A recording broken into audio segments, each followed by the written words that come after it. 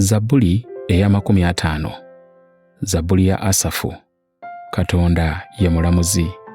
Omuyinza wa byonna, Katonda, Mukama, ayogedde n'ayita ensi okuva mu buvanjuba okutuuka mu bugwanjuba.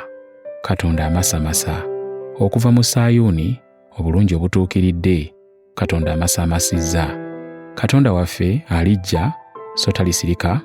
Mu maaso ge waliwo omuliro ogwaka, okumwetooloola waliwo omuyaga mungi. Alikoowoola eggulu waggulu, n'ensi alyoke asalire abantu be omusango. Mukuŋŋaanyize wendi abatukuvu bange abaalagana nange endagaano ne ssaddaaka. N'eggulu liribuulira obutuukirivu bwe, kubanga Katonda ye mulamuzi yennyini. Seela. Muwulire abantu bange, nange naayogera. Ggwe Isirayiri, nange naakutegeeza. Nze Katonda, Katonda wo. Siikunenye lwa ssaddaaka zo, n'ebyokebwa byo biri mu maaso gange bulijjo. Sirijja sseddume mu nnyumba yo, newaakubadde embuzi ennume mu bisibo byo. Kubanga buli nsolo ey'omu kibira yange, n'ente ku nsozi 1,000. Ennyonyi zonna ez'oku nsozi nzimanyi, n'ensolo ez'omu nsiko zange.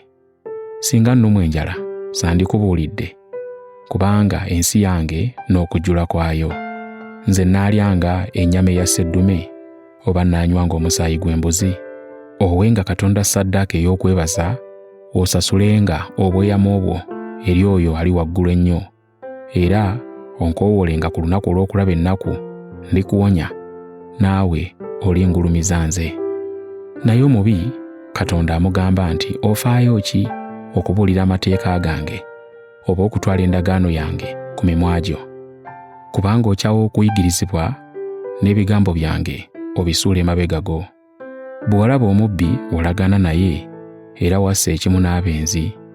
Owaayo akamwa ko eri obubi, n'olulimi lwo lwogera eby'obulimba. Otuula ng'ofuma muganda wo, era owaayiriza omwana wa nnyoko.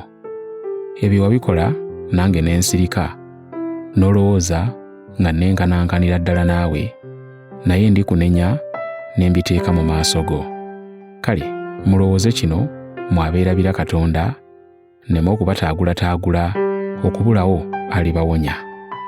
Buli ampa ssaddaaka ey'okwebaza angulumiza, naye alongoosa obulungi ekkubo lye, ndimulaga obulokozi bwa Katonda.